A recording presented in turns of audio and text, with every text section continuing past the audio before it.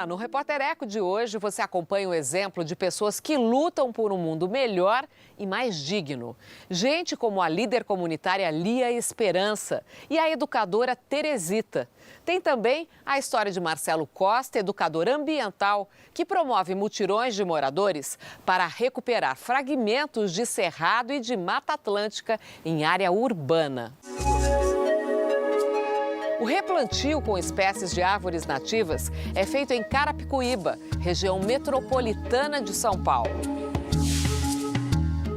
Tereza Pagani ficou conhecida por ter criado uma escola onde a criança brinca ao ar livre, com os pés na terra e perto da natureza. E a história de uma mulher que liderou moradores para transformar o lugar onde vivem.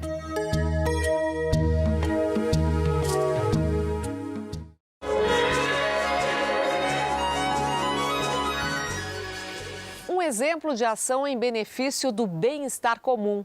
Voluntários de uma comunidade da Grande São Paulo replantam espécies do Cerrado e da Mata Atlântica.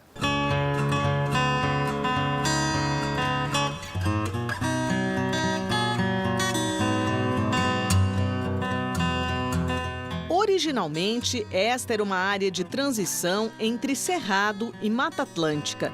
Fica atrás das casas coloridas e dos prédios do conjunto habitacional Coab 2, em Carapicuíba, Grande São Paulo. Educador ambiental, Marcelo Costa mora ao lado e aposta na mobilização da comunidade para recuperar os fragmentos dos biomas. O processo ainda está no início. Estas espécies nativas começaram a ser plantadas em sistema de mutirão. A gente vê que o crescimento das cidades acaba vitimando, né, a natureza, as áreas verdes local e diminuindo essas áreas e aumentando o espaço físico para construções, né, e muitas delas sendo irregulares, o que acaba complicando mais. Marcelo conheceu o paisagista Hamilton César pelas redes sociais. A primeira visita dele ao local foi reveladora. O que você descobriu aqui que fez com que você identificasse que essa era uma área importante, que era um fragmento de cerrado? Primeiro, pelas espécies indicadoras. Caveuna, língua de tucano, capins nativos, arbustos, né, gabiroba, araçá. São espécies que só ocorrem nesse tipo de solo, nesse tipo de bioma. Só para dar uma ideia da importância do trabalho de recuperação ambiental que é feito aqui. O Cerrado Paulista já perdeu cerca de 98% do seu território. É o bioma mais ameaçado do estado. As áreas que resistem são como esta aqui, isoladas, fragmentos que não se conectam com áreas maiores. E na área de Mata Atlântica requer um cuidado maior, né, com relação à água. O cerrado ele se adapta um pouco mais à seca. Mesmo assim, tanto no plantio aqui do bioma do cerrado quanto da Mata Atlântica, nós inserimos bastante serrapilheira, hidrogel, que facilita a umidade do torrão da planta. A serrapilheira é um misturado, um triturado de vegetação que a gente forra a terra para que ela não venha ficar exposta ao sol, né? Que aí ela seca muito rápido e a serrapilheira mantém o chão cada vez mais fértil. A água da nascente que ia parar na sarjeta foi canalizada. Formou este pequeno lago no meio do asfalto. Aqui foram plantadas árvores como o guanandi e o ingá, plantas medicinais como a carqueja e flores como a lantana, que atrai abelhas. No dia da gravação da reportagem, a água estava barrenta porque tinha chovido bastante. A comunidade chamou esta rotatória de aquatória. Por ser uma área de manancial, nós vimos a necessidade de valorizar as águas, né? Por isso que a gente procurou centralizar os olhos d'água das minas até a aquatória. Essa aquatória é um instrumento de educação ambiental? Isso, você sabe que esse é o objetivo principal, né? Não só fazer e cuidar do meio ambiente, e sim instruir, passando as informações e a importância da natureza ecologicamente equilibrado para as pessoas, em especial para as crianças. A Secretaria Municipal de Meio Ambiente e Sustentabilidade de Carapicuíba apoia a iniciativa de recuperação dos fragmentos de Mata Atlântica e Cerrado. Construiu este escadão para facilitar o acesso e doou mudas. Transformar a área em parque é o sonho dos ambientalistas do projeto Ressavanar. Ele se chama assim porque o Cerrado também é conhecido como savana brasileira. A característica principal é a presença de gramíneas com árvores ou arbustos isolados. Por ser uma vegetação mais baixa, com poucas árvores, ela é pouco valorizada. Áreas de cerrado, com espécies raríssimas de cerrado, elas são liberadas para a construção civil muito facilmente, porque poucos conhecem a importância desses arbustos, desses capins nativos, que têm a sua importância, assim como a Mata Atlântica. Quando a gente vê essa questão do bioma cerrado, extinto, e aqui a gente tem um museu vivo, a céu aberto, então a gente vê que o nosso povo precisa conhecer um pouco mais da nossa cultura.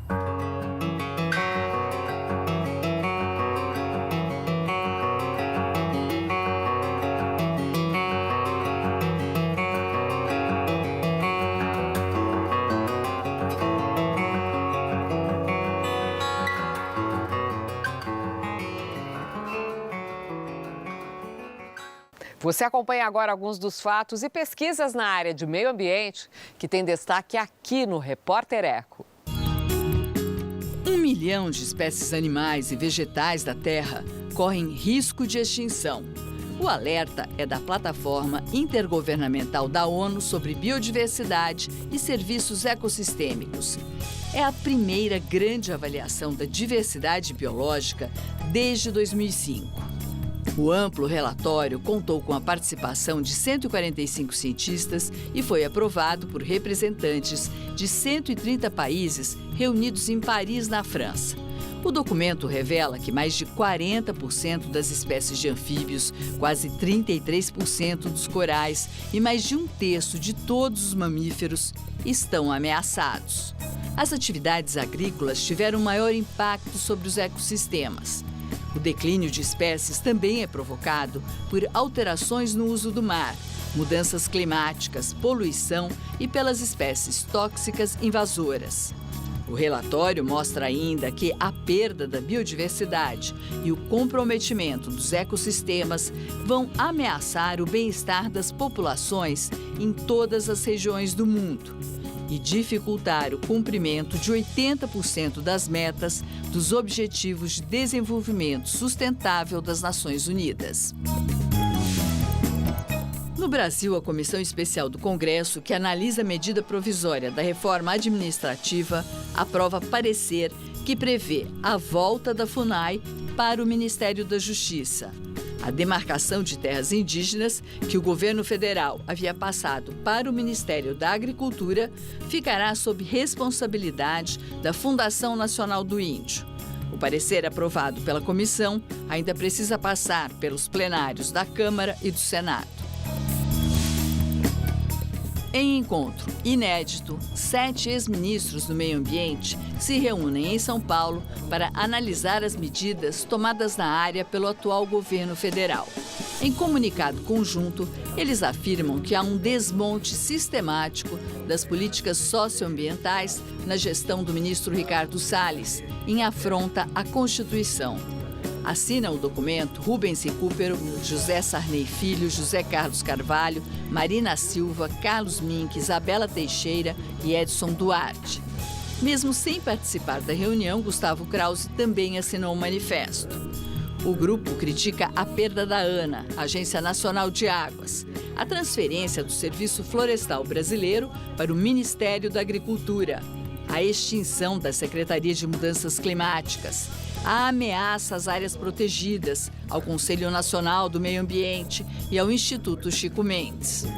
Os ex-ministros que ocuparam a pasta nas últimas 3 décadas decidiram formar uma frente, manter o diálogo com instituições e organismos internacionais e, se necessário, acionar a justiça contra ações do atual governo. Em nota, o ministro Ricardo Salles nega que o governo rechaçou ou desconstruiu compromissos previamente assumidos que tenham concretude para a sociedade brasileira e reforçou que vem se dedicando ao que considera uma inédita agenda de qualidade ambiental urbana até então negligenciada. E você vai ver daqui a pouco. A Vila Nova Esperança, uma comunidade onde moradores se unem para melhorar o lugar onde vivem. E a seguir, a história da educadora Tereza Pagani, a Teresita. Ela criou uma escola onde criança brinca bem perto da natureza. O Repórter Eco volta logo mais.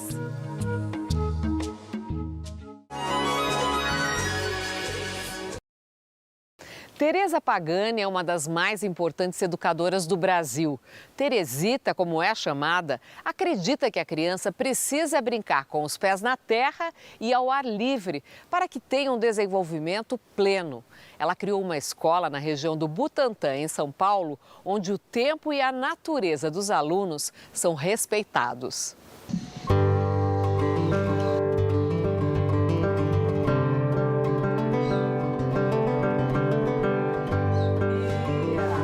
Nada como começar bem uma reportagem com um abraço carinhoso da entrevistada. Aos 87 anos, Tereza Pagani, Teresita, como é conhecida, é dona de uma sabedoria peculiar sobre o educar.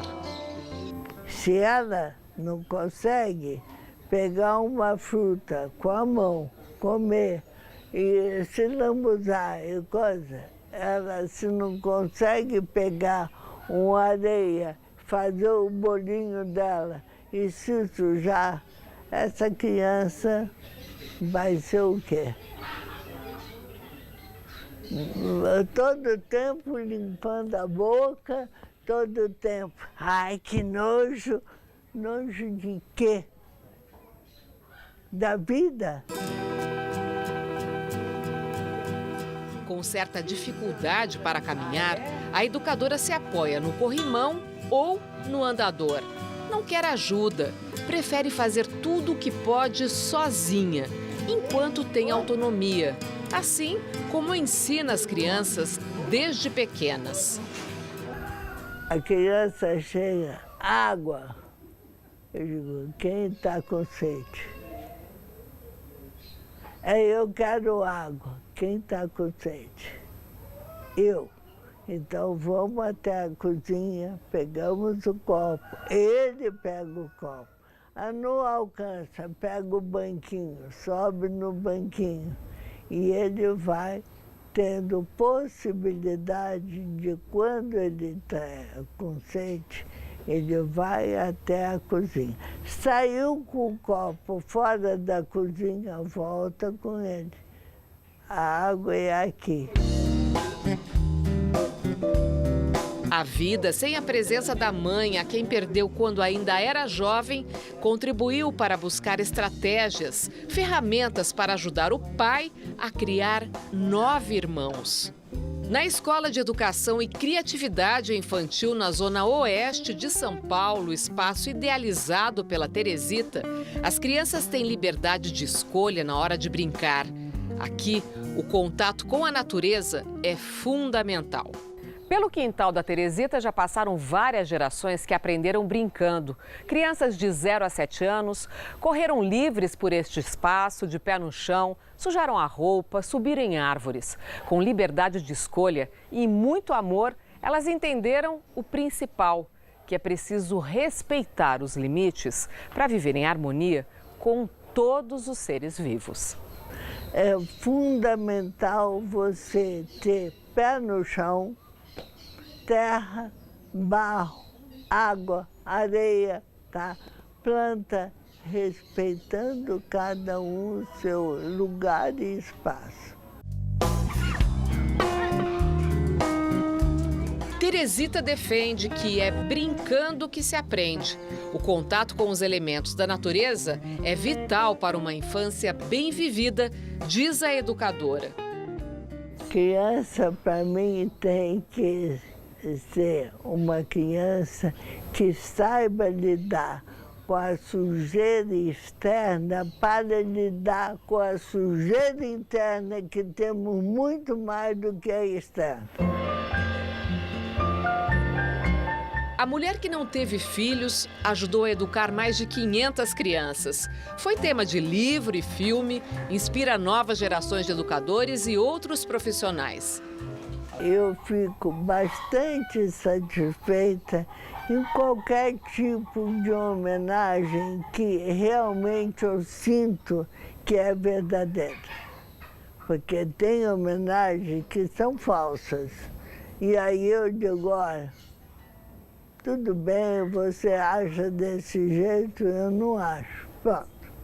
Por quê? Porque não é verdadeiro o seu. Eu tenho esse defeito de falar a verdade olhando no olho e recebendo as porradas que precisa receber, viu? De volta.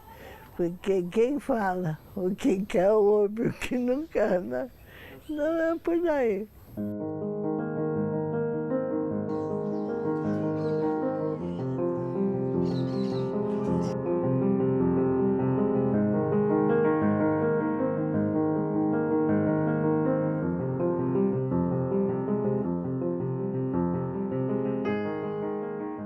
Chegou a hora das imagens que a gente escolheu para você na internet.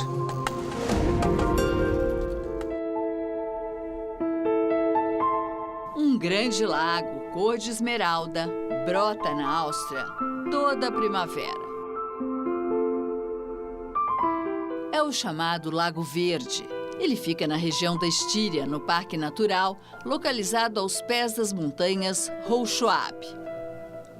Todo ano, com a chegada da estação florida, a neve que está no alto começa a derreter e escorre em direção ao vale. O fenômeno natural dobra o tamanho e aumenta a profundidade do lago, que se transforma num ponto de mergulho muito procurado entre os meses de maio e julho. A água é cristalina e também gelada. Parte do parque fica submersa. Bancos, pontes e até flores alpinas que estão começando a brotar ficam embaixo da água e podem ser avistadas pelos mergulhadores. No meio do verão, a água começa a perder espaço. Quando chega o inverno, o lago adormece e dá lugar às trilhas convencionais do parque, que voltam a ser exploradas a pé. Lago Verde na Áustria, mais uma mágica da natureza.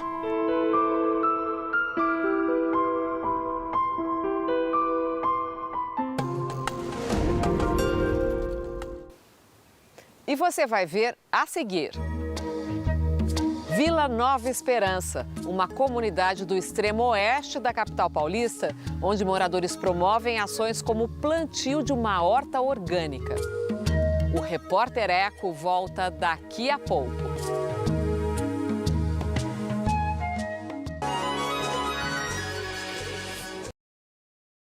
A Vila Nova Esperança é uma comunidade no extremo oeste da cidade de São Paulo, onde moradores se unem para melhorar o lugar onde vivem. Eles promovem ações como o cultivo e a colheita de alimentos orgânicos.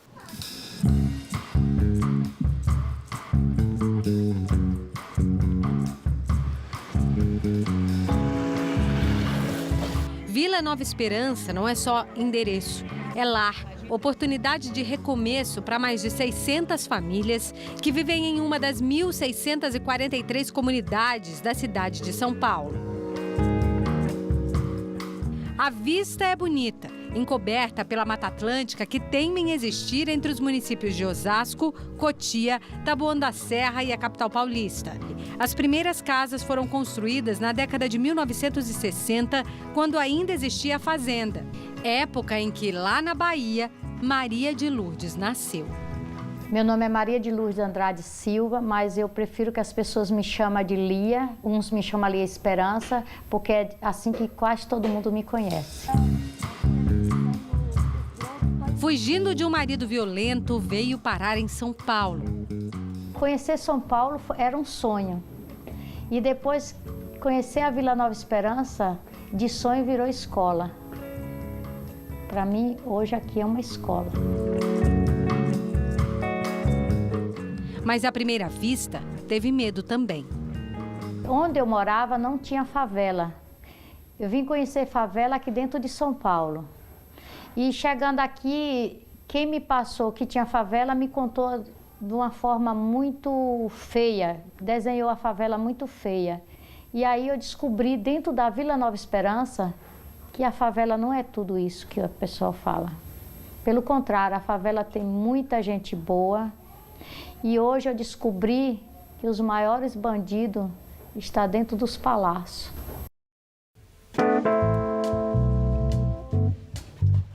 Só que o sossego de morar perto do verde estava com os dias contados. Em 2006 eu descobri que tinha um processo de remoção porque o pessoal aqui estava degradando o meio ambiente. Só que, para mim, o ser humano ele só traz dano por falta de conhecimento. E era isso sempre que eu falava. As pessoas, elas não nasceram sabendo das coisas. As pessoas, para ela não fazer as coisas erradas, tem que ter alguém que ensine a ela a conviver. E é isso que eu sempre peço para as pessoas ensinarem aqueles que não sabem a conviver com a natureza, que é isso que tem que ser feito. Lia saiu à frente e liderou a iniciativa dos moradores para mudar a paisagem por aqui. Aí foi quando a gente começou a modificar a forma de conviver dentro da comunidade. Foi quando eu chamei os moradores e digo, vamos todos pôr a mão na massa, fazer mutirões, trazer pessoas de fora e vamos limpar toda a comunidade. Não é porque mora numa comunidade que tem que viver dentro do lixo, na sujeira. Lia juntou a força de todos e hoje brotam alface, cebolinha, comida saudável plantada e colhida do lado de casa, onde antes havia lixo. Eu estou trazendo à horta a questão de educação, para trazer a educação alimentar, a educação ambiental e outra coisa, para diminuir até a ida deles mesmo para o posto de saúde, que não está fácil. Para matar a fome de cultura e conhecimento, o sonho de ter um teatro na comunidade aos poucos vai ganhando forma. Esse espaço para receber palestras, apresentações, um circo, está sendo feito com madeira reaproveitada, barro e desejo de transformação. O Instituto Lia Esperança ganhou sede, dividindo o espaço com as árvores que já existiam aqui. A gente construiu isso aqui com vários materiais doados, mas a maioria é tudo reciclado. E barro, que o povo conhece como pau a pique, e outros conhecem como casa de taipa. E tem muita gente que vê e não acredita.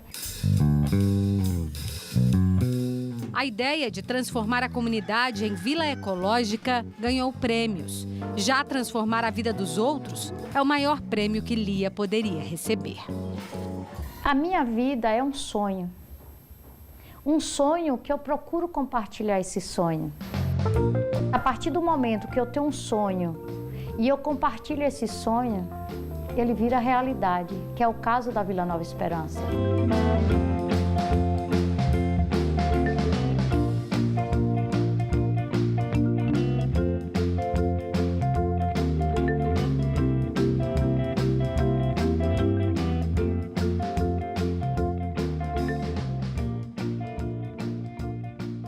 Você pode rever as reportagens pelo Cultura Digital. É só baixar o aplicativo gratuitamente no seu celular. Acompanhe o programa também pelo youtube.com/Repórter Eco TV Cultura. E não esqueça de curtir a nossa página no Facebook. E a frase de encerramento de hoje é do famoso sociólogo e filósofo francês Edgar Morin. A educação deve ser um despertar para a filosofia, para a literatura, para a música, para as artes. É isso que preenche a vida. Esse é o verdadeiro papel. Repórter Eco, até o próximo programa.